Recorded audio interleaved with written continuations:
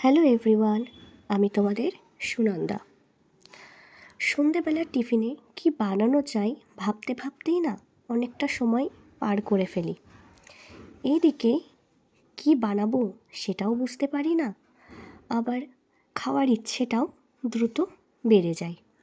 তো আমার হাজব্যান্ডকে আমি জিজ্ঞাসা করলাম, খুব ঠান্ডা পড়েছে, সন্ধেবেলার টিফিনে কি বানানো যায় বলো তো।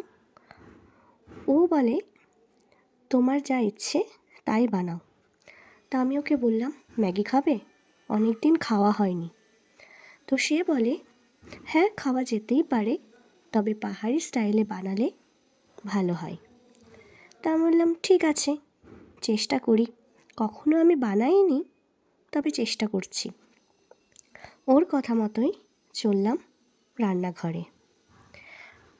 পেঁয়াজ, লঙ্কা, টমেটো, রসুন কুচি করে কড়াইয়ে তেল গরম করে সেই আনাজগুলো কড়াইয়ে ছেড়ে দিলাম। হালকা ভেজে সামান্য একটু নুন দিয়ে কিছুক্ষণ পর জল দিয়ে সেই জল ফুটে আসলেই ম্যাগি দিয়ে হালকা করে ফুটিয়ে তাতে ম্যাগি মশলা আর টমেটো সস দিয়ে রেডি আমাদের গরম গরম ম্যাগি।